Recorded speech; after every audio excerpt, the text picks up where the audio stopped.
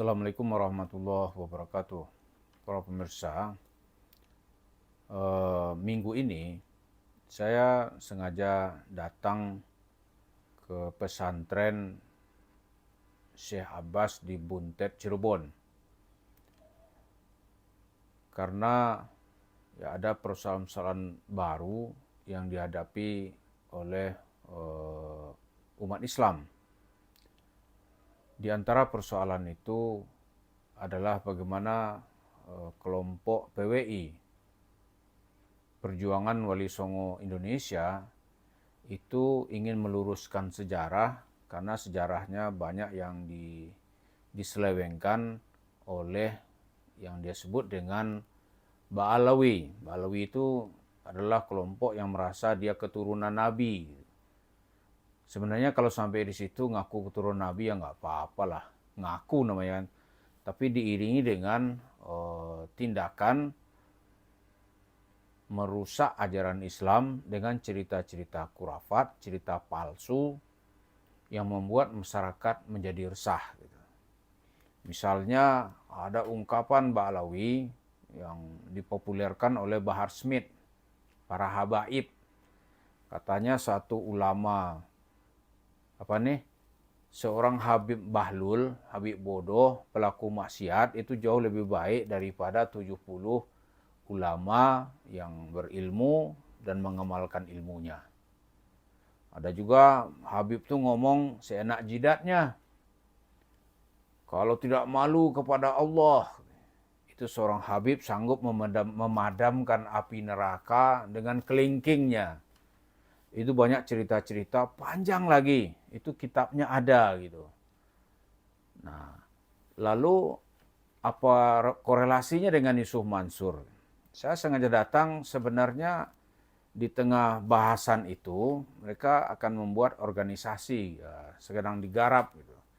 Itu Wali Songo sebagai pilar atau sebagai aung kalau bahasa Jawa itu. Di pilar pergerakan ini nanti akan memadamkan api fitnah yang disampaikan dan disebarkan oleh kelompok Ba'alawi. Saya sekarang yang diribut itu soal kuburan. Rupanya kaum Ba'alawi ini menurut Kiai Abbas ya kan, dan kawan-kawan itu dari kelompok Wali Songo itu sengaja membuat kuburan-kuburan palsu yang dituduh, yang bukan dituduh, yang dinisbahkan nanti itu adalah kuburan para habaib dan Ba'alawi. Saya datang itu ingin menjelaskan juga pandangan yang lain. Itu di link kedua dari cerita Ba'alawi ini ada namanya Yusuf Mansur. Nah, Yusuf Mansur ini buat cerita-cerita palsu. Dia cerita dari guru-gurunya di Tarim katanya, di Habib-habib yang bercerita penuh dengan khurafat itu nanti dia elaborasi lagi oleh Yusuf Mansur, lalu jadi duit. Nah ini yang penting nih, menjadi duit. Contohnya apa gitu? Itu kan ada Habib-habib yang dari Yaman itu malah sekarang ini banyak menimbulkan masalah. Tidak saja di Indonesia, malah di Arab Saudi ulama-ulama Saudi itu mulai memberikan perhatian, menantang bahwa pendapatnya itulah pendapat yang sesat. Misalnya ulama-ulama Saudi itu mulai mengkonter, membantah seorang Habib, katakanlah namanya Habib Umar. Gitu. Habib Umar ini kan memang ya yang pandangan itu kalau di sini aneh-aneh gitu. Cuma sebagian masyarakat sini membela itu benar gitu. Apa pandangan Habib Umar yang banyak dibantah orang tuh, katanya dia dalam pengajian tuh diikuti oleh Rasulullah. Di setiap pojok itu ada Rasulullah. Dia bahasa Arab itu raitu Rasul fi zawiyah, ya kan? Saya lihat Rasul di pojok. Saya lihat Rasul di pojok. Saya lihat Rasul di pojok. Emang Rasulullah itu keluar dari kubur khusus mengikuti Habib Umar gitu. Kalau pakai logika, itu udah pasti kita tolak. Tapi kan banyak orang-orang ini nggak pakai otak beragamanya, nggak pakai logika gitu. Iya aja sama dia. Ada tuh channel itu apa aja kata Habib Umar benar gitu. ada kawan kita Ustadz Zulkarnain El-Maduri menjelaskan itu salah aja. Bacaan Fatihah, bacaan ayatnya juga salah gitu. Wah, di sini orang membuat reaksi yang di luar nalar marahnya gitu. Nah, itu tujuan kita ke sana. Saya mengatakan apa yang dilakukan Yusuf Mansur ini jauh berbahaya karena dia mengkomersialkan agama ini demi kepentingan mendapatkan uang.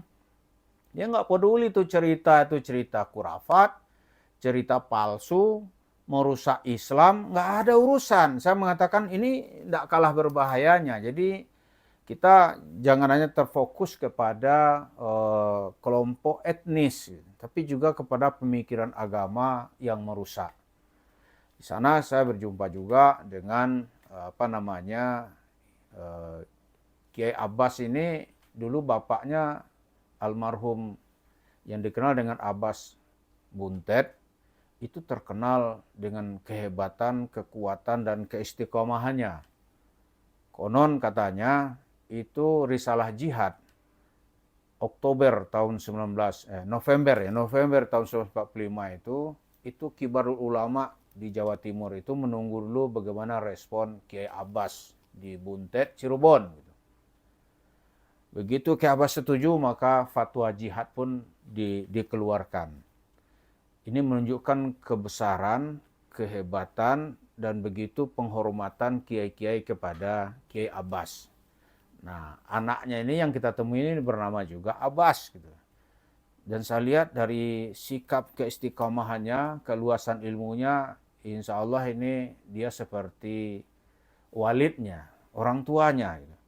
Yang juga seorang yang berani, yang juga seseorang yang gak gampang itu diarahkan oleh kemauan politik atau orang-orang yang meminta pesanan gitu. Jadi dia nggak sama seperti kiai-kiai di sebelahnya.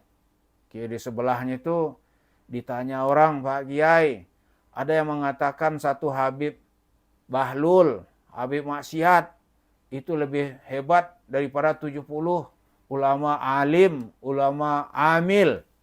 Benar nggak Pak Kiai? Kiai ini ketakutan menjawab. Ada itu kiainya itu. Tapi kalau Kiai Abbas enggak. Dia berdiri menjelaskan pelajaran agama itu berdasarkan dalil yang didapat dari kitab dan sunnah. Dan kitab-kitab yang terdapat dalam mazhab Imam Asy-Syafi'i. Karena itu yang saya lihat. Jadi banyak juga di sana itu hadir. Ya, kebetulan waktunya kita nggak banyak. Beliau juga sedang mengkoordinasikan nih langkah ke depan nih mau seperti apa gitu. Banyak kawan-kawan kita dari Nahdien, apa itu dari Kuningan, ada yang dari Malang, ya kan, ingin mengkonsolidasikan sikap bagaimana menghadapi kelompok-kelompok yang tidak bisa lagi diajak dengan nalar yang baik.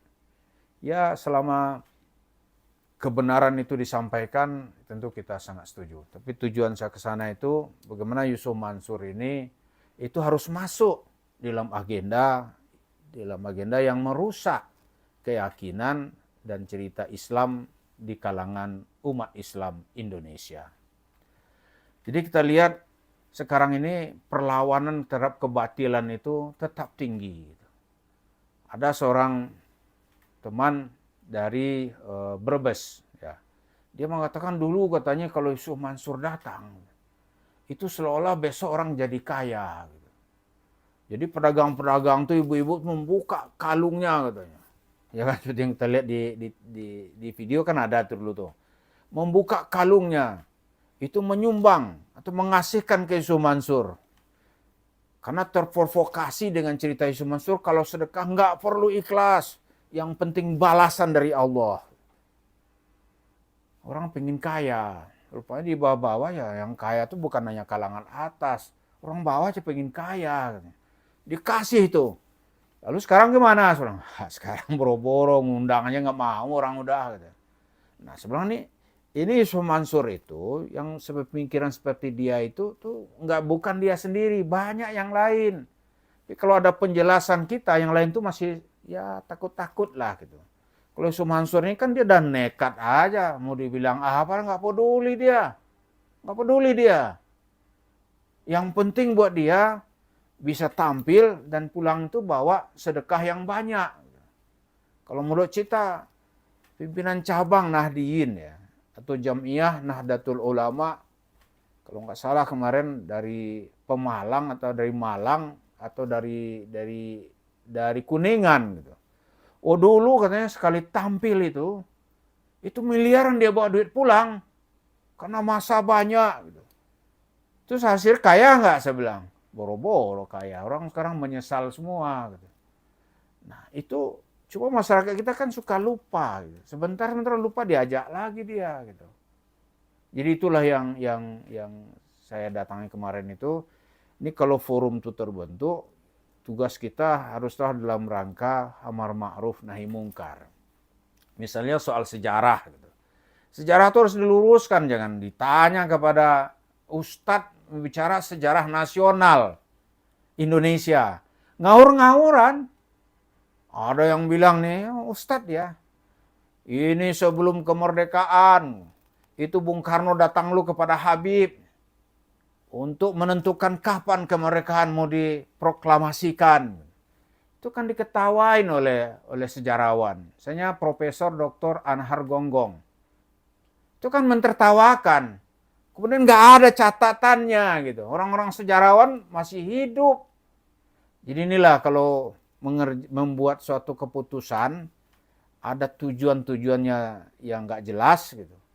Lalu tidak berdasarkan ilmu, maka ustadz itu diketawakan. Nah, supaya memuruah para ustadz ini terjaga, maka Kiai Abbas, saya tahu selain Kiai Abbas ini ada lagi pilar yang kedua, yaitu Kiai Imaduddin Usman di Banten. Wah itu juga tidak kalah dalil-dalil ilmiah yang mereka sampaikan. Jadi mudah-mudahan ini ada kolaborasi bersama, program bersama untuk menumpas kebatilan. Yang di depan tentu Ba'alawi, yang second line-nya adalah Yusuf Mansur. Itu tujuan kita kemarin itu menjelaskan betapa berbahayanya Yusuf Mansur. Lalu dari uangnya itu, dia santai itu beli tanah, ya kan?